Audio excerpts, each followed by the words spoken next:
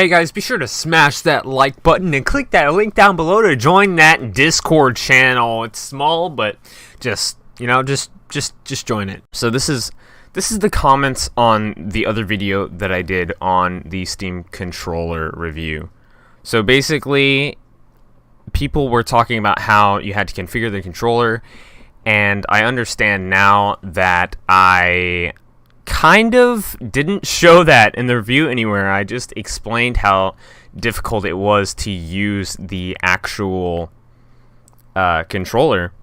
So thank you to all the people who commented telling me that I should do this. I understand now that I need to show you how to actually configure it in the game, and that's what I'm going to do in this video as well. I'm going to show you how to configure it, how to set it up. I'm going to bring you through it. I'm going to bring you through the works. Hopefully you guys will like this one better than the other one. Okay, so as soon as you start your controller, this should pop up on Steam. It should say, using a controller, please run Steam in big picture mode to take full use of your controller. And in order to actually set up the controller, you're going to want to do that. So this is the big picture mode button. You want to click that. So then it should start up big picture mode. And as you could probably notice that in big picture mode, you could use your Steam controller here to navigate big picture mode. And in my opinion, I don't really use big picture mode because it's just something that I don't really use. And for the most part, it should show you on the screen whether or not it uses a keyboard or controller. For most of these, it should be easy to set up the controller for a keyboard game, and most of these that have a controller on it already have the controller compatible and already have the controller controls added. So in order to do that, you're going to want to go up here next to the power button with the cog. It goes into settings. Then controller, you're going to go through the controller settings, and it says detected controllers, Xbox One controller. The Steam controller should show up here if you want to check that out before you actually go into anything.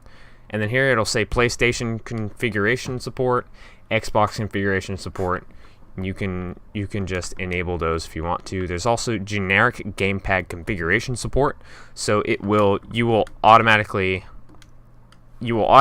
get the best configuration as soon as you jump into a game that is a keyboard and mouse. It'll automatically configure it if you have a controller connected, and that's wonderful. So what you're going to want to do, you're going to click that Steam button in the middle. You could be using a Xbox One controller or PS4 controller as well. It doesn't have to be a Steam controller, but you're going to want to go through to controller configuration,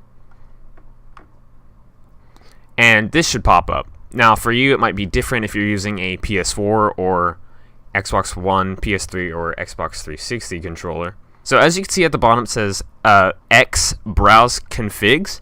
So you want to browse the configures, and it should say recommended. At the top, it should say recommended, and then it'll say Dying Light default bindings.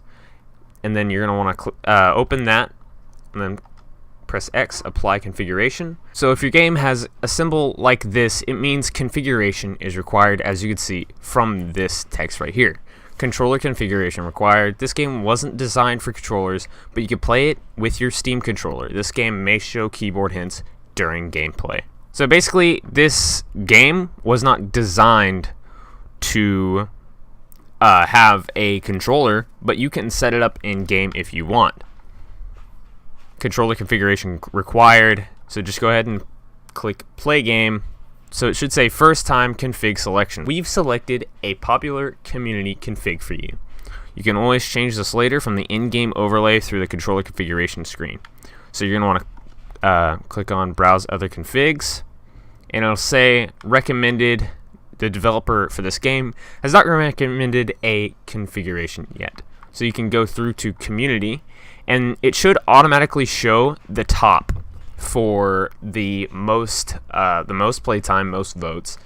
And what you want to do is you want to press A for import config down here. It'll show you a preview of what it is, and you can select the other configurations if it's more comfortable for you, but the most popular is usually the best one to choose. So then you want to apply the configuration with X, and then after you do that, it should launch the game. But yeah, guys, that's the Steam controller. Thank you guys so much for watching. That I showed you guys how to configure it. Once again, I'm pretty sure you can play a controller on pretty much every game, but it might not be as readily available as like a keyboard and mouse, because compared to the controller, the keyboard has so many more buttons, and it's just so much more complex. There's just so many. But anyways, guys, thank you so much for watching this the second version of my Steam controller review. Thank you guys so much for watching. I hope you guys enjoyed. Check out the rest of my channel, please, or else I will shoot up heroin in the Target bathroom.